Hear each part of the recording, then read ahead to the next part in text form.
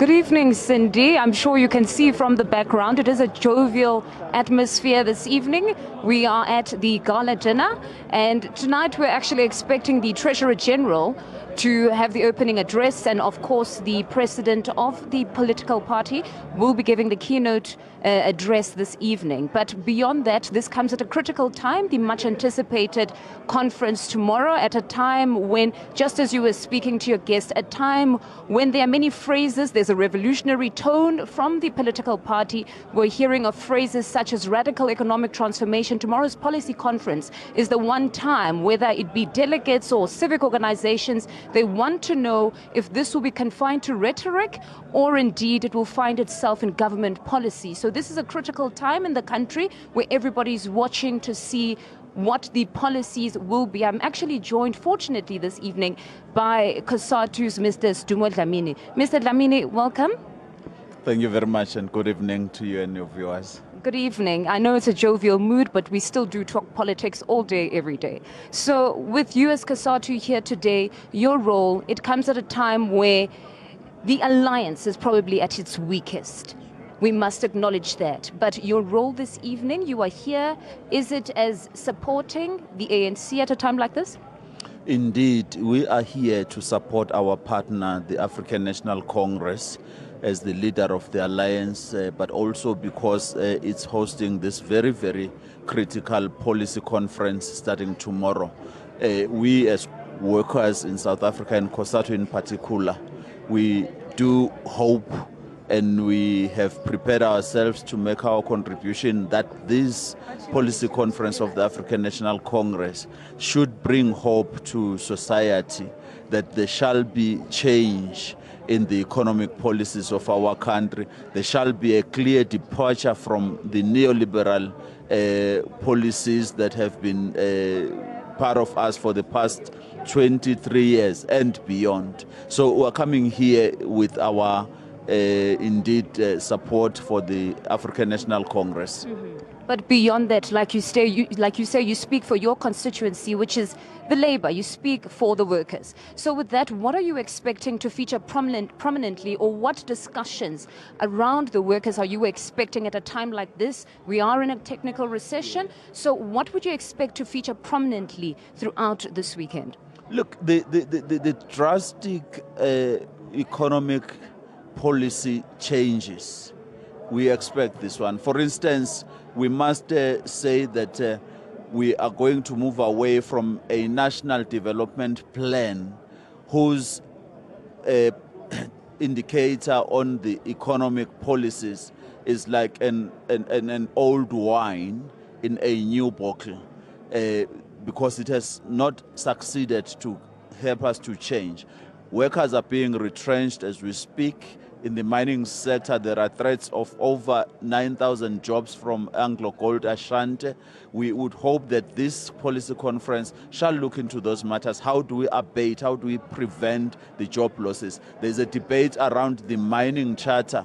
The policy conference has got to be clear on this matter. Where do we stand? Do we move away from a mining charter that has failed to change the economic conditions of the communities around the mining areas, or we shall remain with a mining charter that does not implement change and transformation to the people?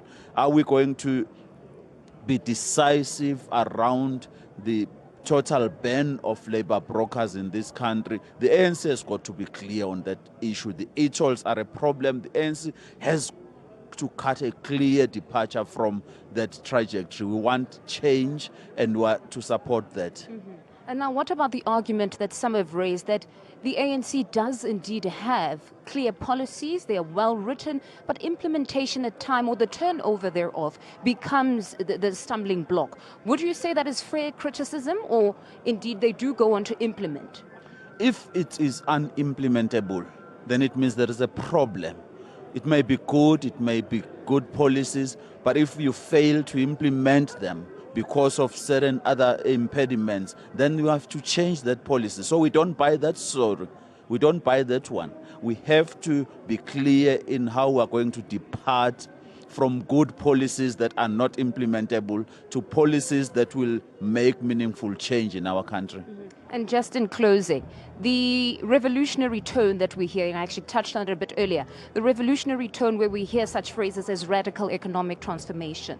Do you believe it's important for South Africa to take the stance of radical economic transformation, or we do need to appease business? Because there's always the argument that big business would then be a bit apprehensive to invest at a time like that. When we have such phrases, it just creates policy uncertainty. Do you think that the African National Congress needs to be firm and resolute? The issue around the financial sector, which is predominantly white, for instance, the pensions of the workers of this country are invested in areas which do not benefit the workers of this country. They are invested in the stock exchange. They are a subject of the markets who really, at their whim, they wipe our pensions away. We want a change for our pensions to be invested in the housing so that workers can access housing in this country. That's the change we're talking about. The monopolization has got to stop. Now that you've touched on white monopoly capital, I didn't want to go there so early in the evening, but it is a contentious issue.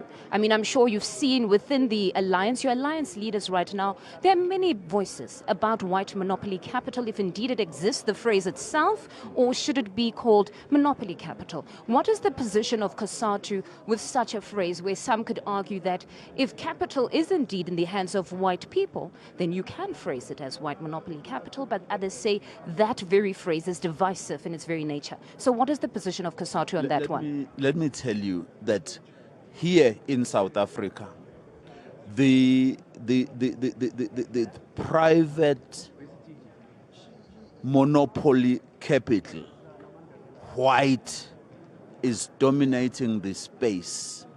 That's a fact.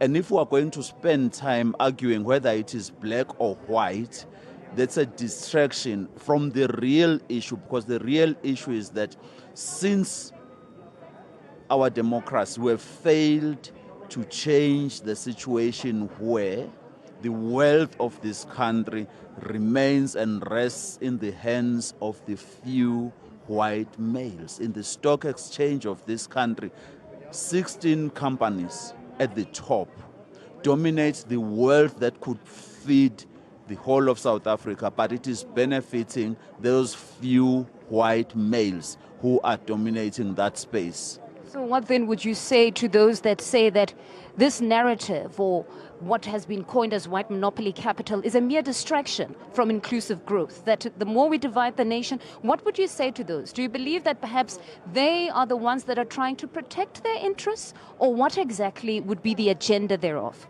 My sister, there is an open battle between capital in this country.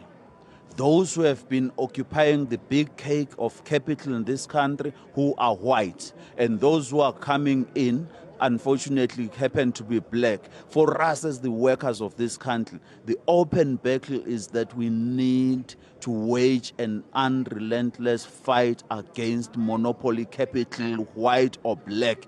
It is our primary enemy as the workers of this country. Mr. Dlamini, thank you very much. I'll free you now to go and enjoy the evening. It's a pleasure. Cindy, I'm sure you have heard there at the studio, COSATU is saying they need to wage an unrelentless battle against white monopoly capital. So clearly they're not mincing their words about this phrase that has become a contentious one within alliance partners, where some say it is monopoly capital, some saying it is white monopoly capital. But certainly it will be an interesting evening and a very interesting policy conference ahead.